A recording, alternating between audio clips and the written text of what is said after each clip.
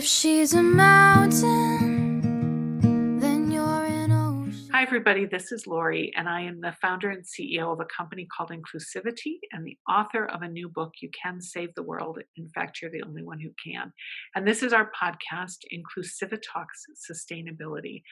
And we are really fortunate today to have with us Liz Loeb, who is, Liz, I am forgetting your title. That's totally okay.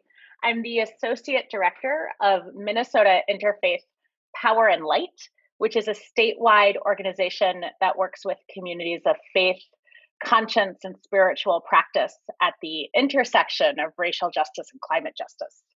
I love that title, and you are such a perfect guest for the podcast. I've been really excited about having Liz on, and we've had some struggles getting this organized and planned. So I'm so thankful to have you here today. Oh, I'm so glad to be here. So Liz, I want to start by just asking you to tell me what you do right now. And then we'll do a little bit more on your background, but I'd like to know, what are you doing? What are you working on? Some days I wonder that. No, I always say I work at an organization that's located at the intersection of climate justice and racial justice, which means I never run out of things to do. We have plenty of work. And I wanted to start by saying, I said you introduced me, my name is Liz Loeb. I use she and her pronouns, and I'm here on Dakota land in Northeast Minneapolis. And at NYPL, everything we do begins with a recognition of the land, of the people and the indigenous and native people who have stewarded this land and who continue to steward this land in the here and now. We know that this land was taken from native folks by theft and by treaty violations and by attempted genocide. We know that this place that we call Minnesota was built in a country that relied on stolen labor from the bodies of enslaved Black people. And in recognizing that, we also recognize the resilience and creativity and brilliance that Indigenous and Black and Brown and POC people have always brought to the struggles for social justice. And so I, as somebody, you can't see me right now because this is a podcast, I'm white, I'm Jewish, I'm queer, I'm a cisgender woman who is femme presenting. And I know that I'm here in gratitude and in possibility because of my ancestors and because of all of the teachers and mentors who have helped me and because of my interconnection community. So even before I tell you what I do, I wanted to start with that grounding in how I come to this and how I come to be here today. I love that, and thank you so much for that. Yeah, of course. Yes. So what do I do? That's part of why you're where you are. So yeah. I appreciate that very much. So tell us a little bit more about what your role is. Yes. As the Associate Director at NYPL, I have the gift of being involved in pieces of all of our work. And really, I see my role as supporting people to bring their best possibilities, their most creative and grounded imagination and spiritual imagination to the work of making systems change towards a world of collective liberation. So that can be a lot of syllables, but you're like, oh, great, Liz. I'm glad you said some things. What does that mean? At NYPL, we talk about what systems do we need to change?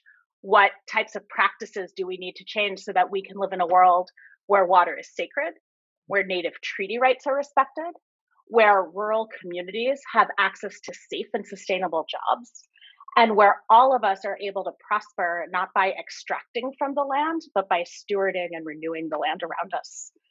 And there are concrete ways in which that is completely possible. And a lot of the work is building the political will to make that possible. And that means really listening to people in the context of their lives, believing what people say about their lives, and working together to acknowledge our shared interest in a thriving planet, which is going to be different for all of us because we come from different experiences and identities and contexts.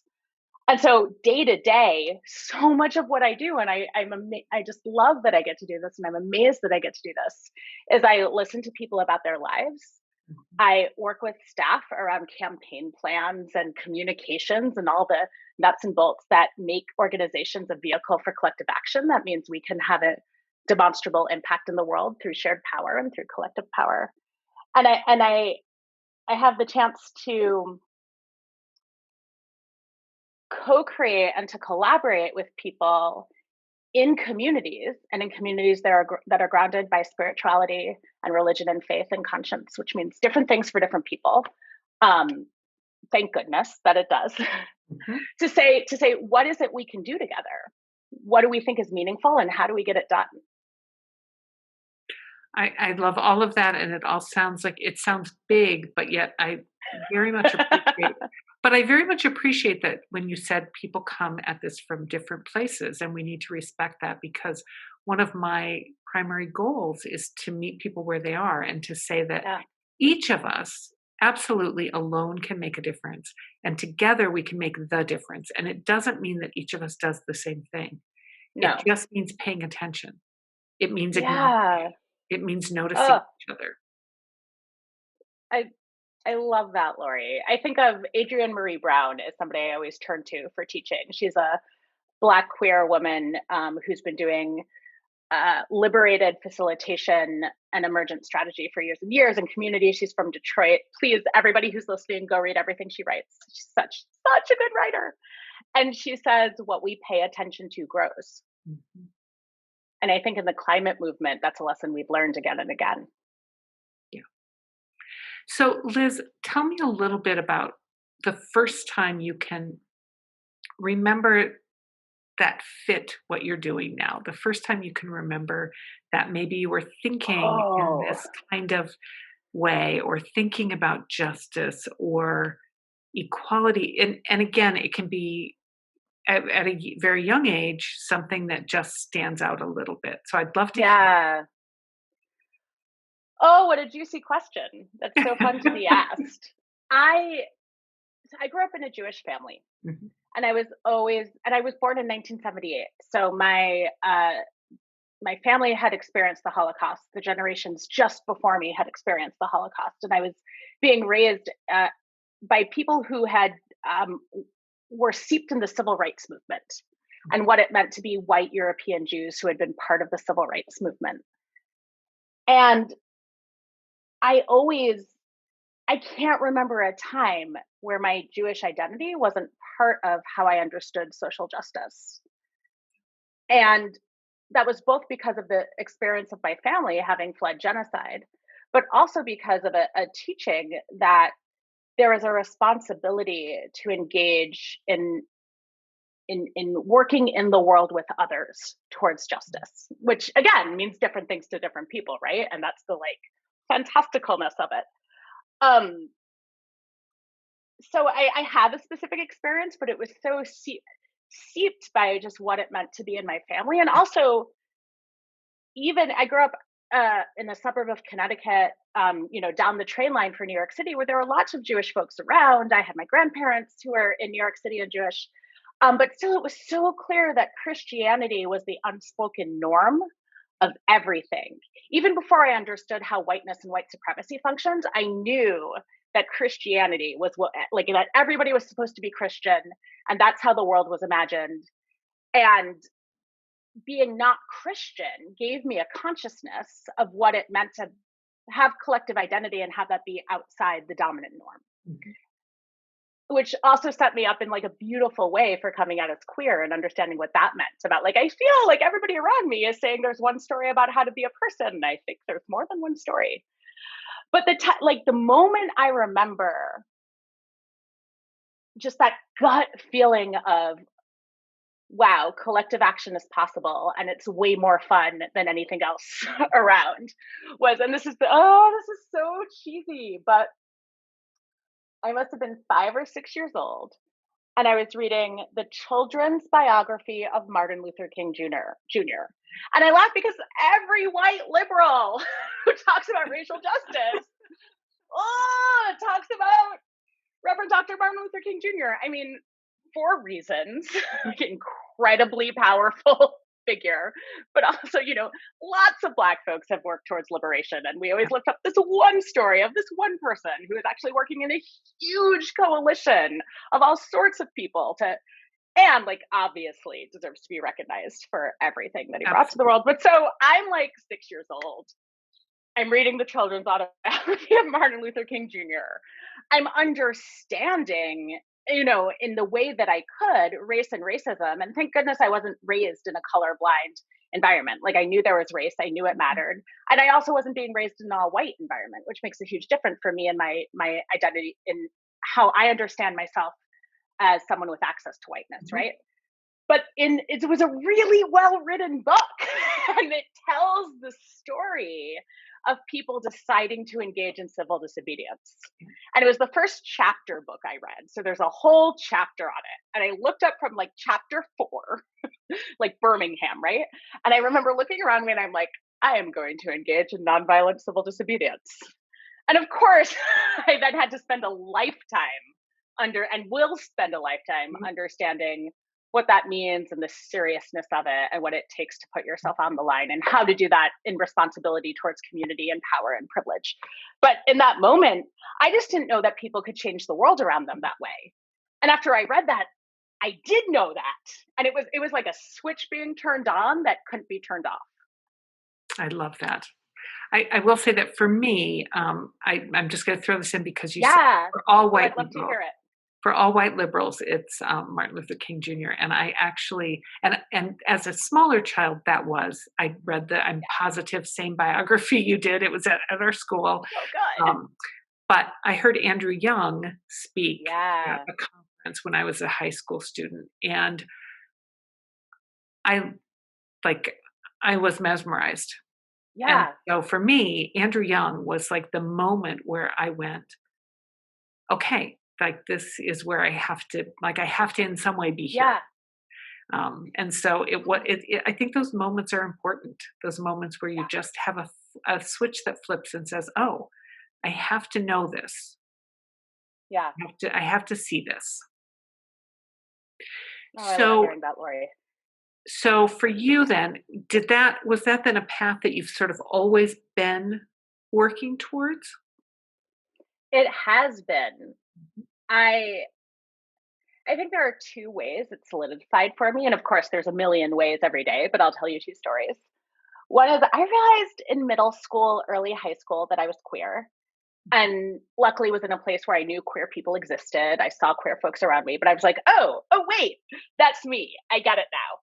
And it was, 1992, 1993 at one of the heights of the AIDS crisis, which is of course still an ongoing crisis. And at the height of one of the heights of ACT UP, the AIDS Coalition to Unleash Power, which was happening near me in New York City. So I remember seeing an ACT UP demonstration, and I was young, so I was protected from some of the grief and loss of losing a whole generation to AIDS, which is ugh. But what I saw was the fabulousness of people being who they were in community, and everything that I had received about here are the rules, here's how a person is, here's what gender is, here's what sexuality is. Turns out those weren't the rules. I was like, oh wait, I think these are my people, and I think that could be my life. And it was so much more beautiful and fun and exciting than what I was being taught in a dominant culture. And I think that also works in relationship to white supremacy. White supremacy sells us a lie that somehow if we have access to whiteness, it will protect us. And it doesn't. Like, it's a death cult. It's coming for all of us. And it's doing it first by directing violence towards Black, Indigenous, Native, and people of color. But it's actually like white supremacy will kill all of us. And it's no fun. I mean, it really it spiritually separates you from your full self. And part of how it does that is through heteropatriarchy and other ways of telling you this is the way to be and you have to live up to that. And so it's like this trade, right? Like, you accept the lies of white supremacy, you think you get something for it, you actually don't. But what you lose is all of these people in Tompkins Square Park living their full lives in deep connection with each other. And I feel like once I saw that and tasted it, there was no going back. Like, why would I ever accept anything less than that? And the other thing that cemented it for me was I had 2 sisters who were clearly going to be professional musicians. And I did music and I did theater, and it was so important to me. But everyone always said, if you're going to be an actor or a musician, if you can do anything else, do it. Yes. As in, this life is so hard that really, if you can imagine being anything else, like that's how you know. And I saw the way my sisters loved music, and I was like, oh wait, I love community organizing and social change and movements the way my sisters love music, and I can't do anything else. And that was that. And then, like, all of the things in my life that made it possible for me to pursue that, which is such a gift and comes from systems of access and the complexities of how we gain access to imagining meaningful work for ourselves. And then all of the teachers who supported me to do that. So, Liz, I grew up in a small town, and a larger city in Iowa. My parents are Wow. My parents are both UCC pastors. Yeah. The reason I'm bringing that up is that I feel like our backgrounds are clearly different, but we were raised with the exact same message that it is our responsibility as humans to take care of each other and to take care of the world. And that is at the core of my being. My belief is that my responsibility is taking care of you. Not at my not to my detriment, because I also am supposed to take care of myself, but that it is, you matter, and that it matters what I do to you, and that it matters that I do whatever I can to help the people around me. And it sounds like you were given the exact same message in a very different house, in a very different part of the country. Yeah. Your parents. Yep. Oh, I love hearing that reflected through your experience in a different way. So I wanted to ask you how you define queer, because I find queer to be such a wonderful word. I love the openness of it. I love so inclusive of such a wide range of people. And so I'd just like to hear from you a little bit about what that means to you. Oh, thank you for asking.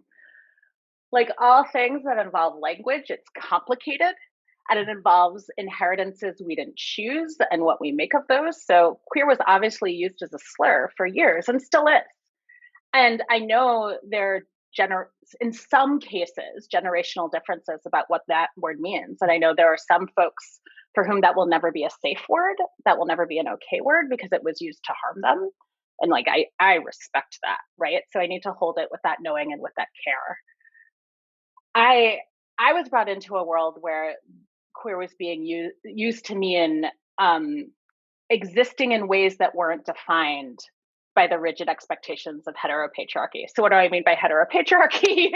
It's a set of false binaries that gender is a you're a man or a woman, but we know whether you're a man or a woman. There's a way you act and behave in the world depending on whether you are, and sexual and romantic attraction and family formation follows accordingly.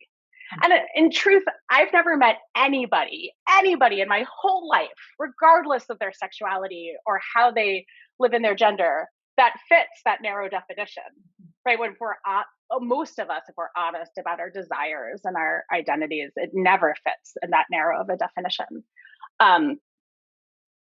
But sorry, I got lost in my sentence a little, but there's something about, for me, the word queer gestures towards all of us, any of us, being able to have access and identity in a world where we don't have to define ourselves through a binary. And very specifically, because we live in a material political world where people do have identities and lives that are in relationship to a dominant set of binary norms around sexuality and gender. It's also a way of saying, I'm not straight. And it's a way of claiming and naming identities. I also think for me, and I know this is different for other people, there's a politics to it. And that's a politics of justice and collective liberation and of affirming people as who they are. I love that. And trusting and believing people when they tell you who you are. They are. Like part of our job as interconnected humans is to validate each other's experiences and selves, right? When somebody says, this is who I am, my job is to be like, that is who you are. Yeah. I like that. Liz, I feel like I should tell you that we also put this out on YouTube so Yeah. that people can see it. So I just want to make sure you know that we can see you.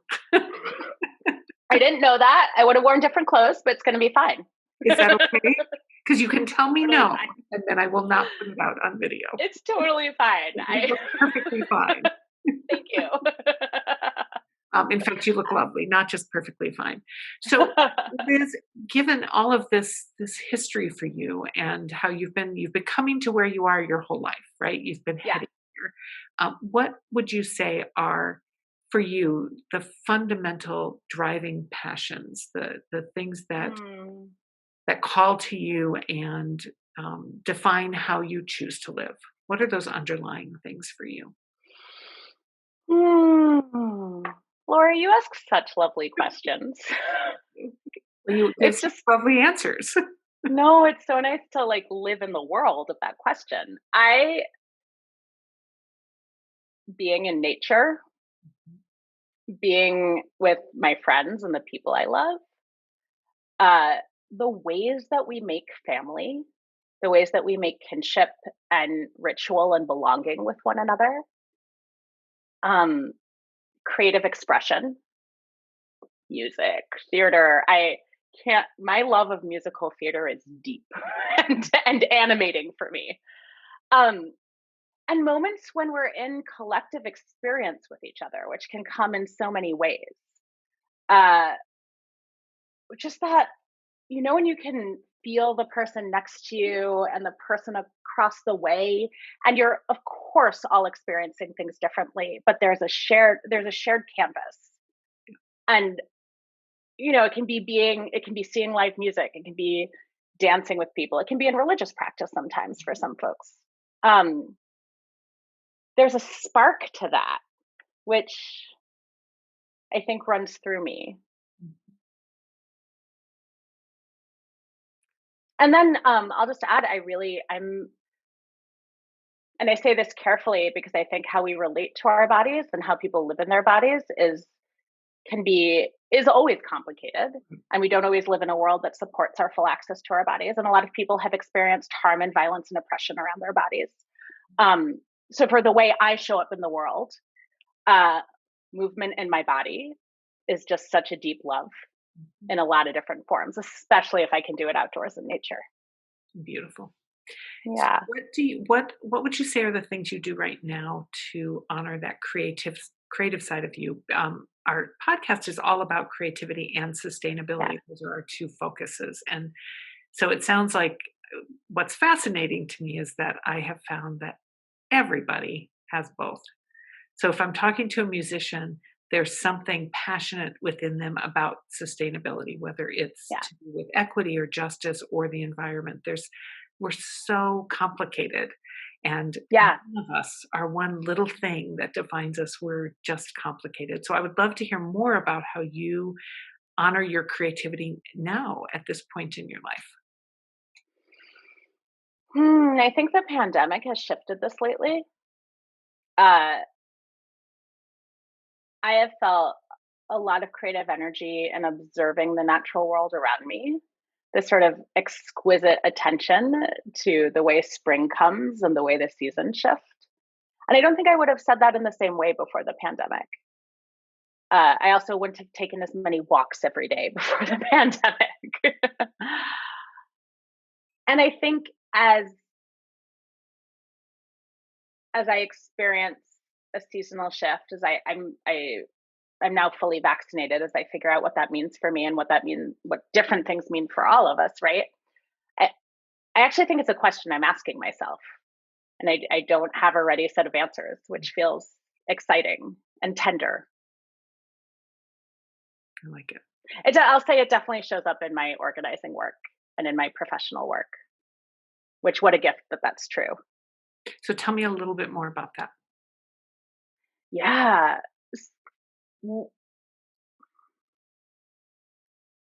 Figuring out with other people how we impact the systems around us and how we imagine and build and dream towards a world that supports our full lives is creative work to me. I mean, I walk into a meeting and I might have a plan, I might have a facilitation outline, I might have some questions, but what happens in that space is the magic of what happens between people when we start engaging with one another. And that's it's not predetermined, and it's surprising. And I can feel that, again, having done music and theater, that kind of flow and give and take that goes into playing an instrument in an ensemble is what it feels like to me when I'm with other people working on the practices and strategies of social change. So if you had something you would say to younger people coming up about any aspect of your life, if you had one piece of advice or something you'd like to share, what would that be? And it can be more than one, but what would that be if you were sharing? Oh, advice is tricky It's tricky. because I don't know who somebody is or how they're coming to this moment where they might hear my voice. Mhm. I think it's find people where you feel fully alive and figure out a way to be with those people in your life. And maybe that's not people. I'm a very social person. I know not everybody is wired that way. So maybe it's not other people really, really. But find a place, an environment, so that some listen in you to where you feel fully alive and cultivate the conditions that make that possible. And it might be hard. There might be real barriers. And that's not your fault. That's real. But even if you can just hear that rhythm inside you that tells you you're alive and it is good that you are here, just whatever ways you can find to listen to that are worth it. So what are those places for you, Liz? The boundary waters. Nature. It's as good as people say it is. I like that. That's a great slogan for nature. I'm going to put it on a t-shirt. I think we should. Nature. It's as good as people say it is. I Yeah. really love that. I think I will put it on a t-shirt. I think it's tremendous. Picture a canoe. No, I'm just so happy when I'm in water with it. My spouse is also a camper and somebody who does wilderness stuff, and we're just, we're paddling. We're in this like incredible place with the sky and the water, and you can feel the water rocking you. And it is just that feeling of, oh, this wind and spirit that is flowing, like flows through this place, flows through me, flows through all of us in some way. I completely love that. So Liz, is there anything we haven't talked about that you would like to talk about? Oh, Lori. Now I kind of want to ask you questions though. Like if you're open to talking about it, how did you come to this work that you're holding? Yeah. How did you end up at Inclusivi-TEAs? So as I said earlier, I've always believed absolutely fully that my responsibility as a human and my joy as a human was connecting with other people and doing what I could to make life better for others and for myself. And in 2016, it just felt like that wasn't happening. I felt like people's rights were being threatened, and I felt like the earth was at pretty imminent risk. And so I decided, I'm a geriatric psychologist in my other world. Wow. And still do that really part-time. And I love that. My expectation before 2016 was that I would just never leave that, because I felt like it was my way to give back into the world. And what a pleasure and honor to be with people at the end of their lives and remind them who they are, because that often feels like that's my job, is to remind someone how spectacular they are and how spectacular they are right this moment, whether they can work anymore or whether they can cook anymore, whatever it is, that they are spectacular just because they are. What an honor to be able to do that. So I assumed that that's where I was staying. And I never thought about starting a business, did not want to have no business people in my life. Like that's just not because business people aren't wonderful, but No. it's Just it because wasn't that's your just not my jam. family, right? Right. So I decided I needed to do something, and I started Inclusivity literally with the goal of having some community involvement and creating T-shirts that have messages of kindness and justice.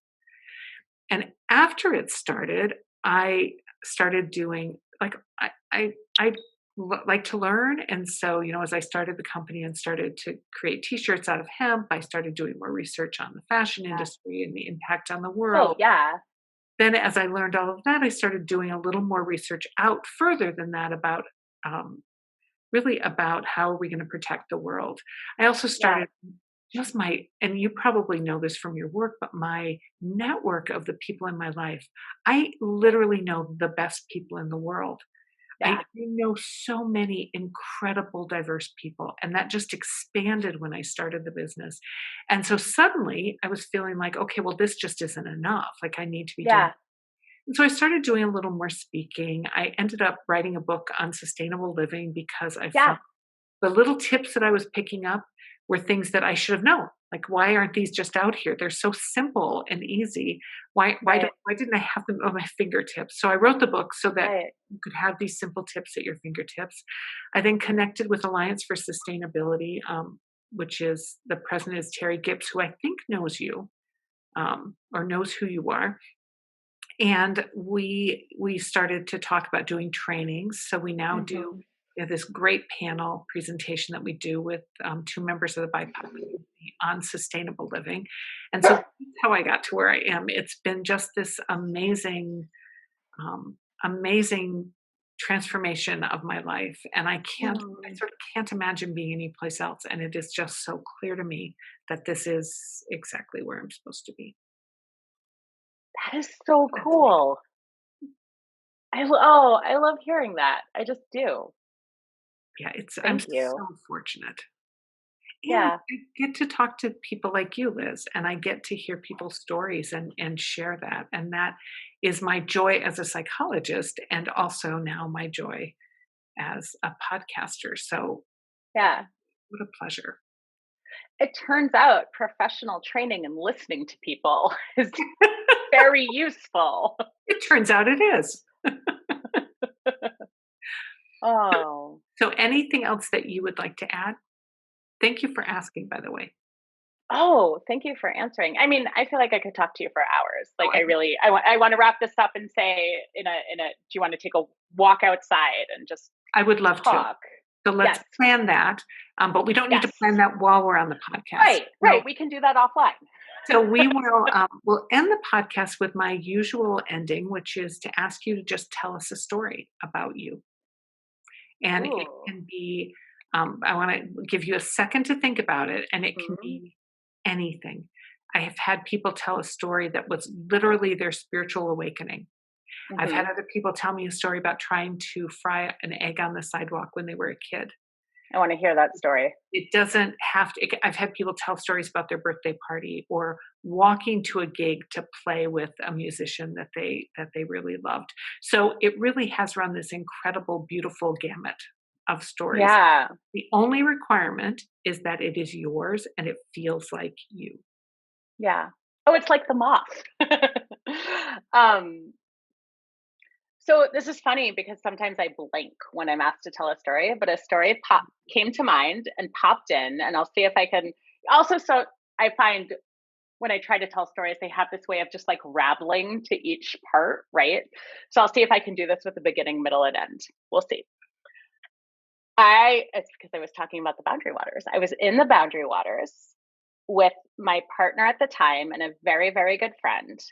And I'm sure I have all the details wrong, but I feel like it was raining and we started late. And my partner and I had tried to do some hiking on the Superior Trail, and I lost my boot, and we ended up hiking out and like trying to find somebody to pick us up, and we were like lying on our packs. But then we found our friend, and we're like, okay, no, we're doing it. We're going into like we're recalibrating. We're going into the Boundary Waters. We had a canoe.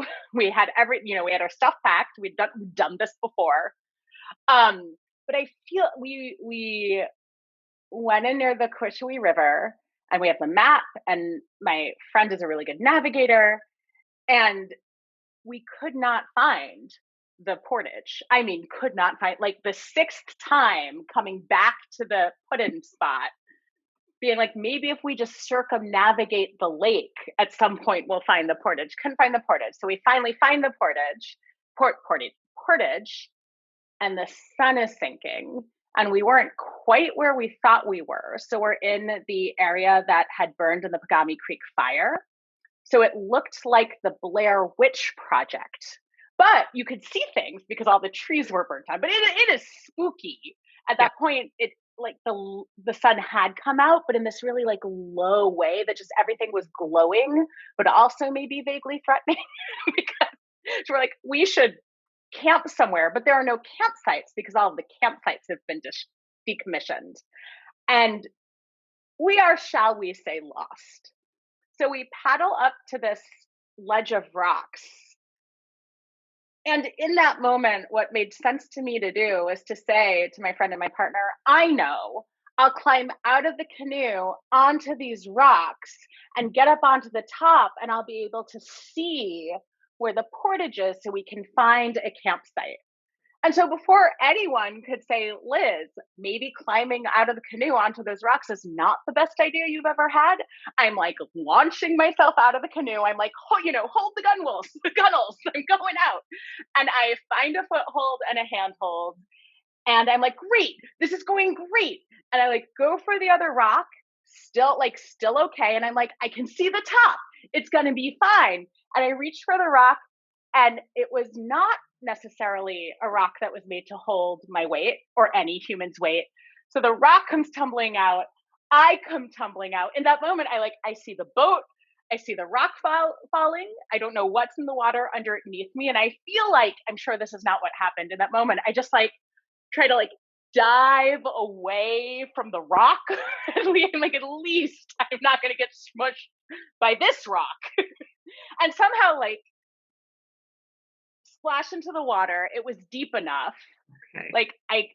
I'm fine. The whole end of the story is I'm fine. I surface, and I'm yelling to my my people I'm fine. They paddle to come get me. I flop myself like a fish into the canoe. I'm cold. I've definitely bonked something, but I'm fine. And we just at that point just paddle up to the shore, and we're sleeping right here. And I'm leave no trace. I respect that you only stay at campsites, but it was dark by then. And I remember I took off all my clothes because I was so cold. We made a fire, and I'm huddled, and I'm this is kind of the best day ever. And now every dinner party, I get to tell that story whenever I just allow me to hold court and tell you about the time. And then there are 10 more stories to that trip too. So sure, that was a great story. What a lovely way to end our podcast. Yeah. Oh, thank you so much for having me. What a pleasure. What a pleasure. Thank you so much for being here. Everybody, this is Inclusivi-TALKS Sustainability, and I'm Lori, the host, and this was Liz Loeb from Interfaith. Minnesota, Interfaith, Power and Light. Minnesota Interfaith, Power and Light. So check them out. They are quite spectacular. So thank you, Liz, for being here. Thank you so much.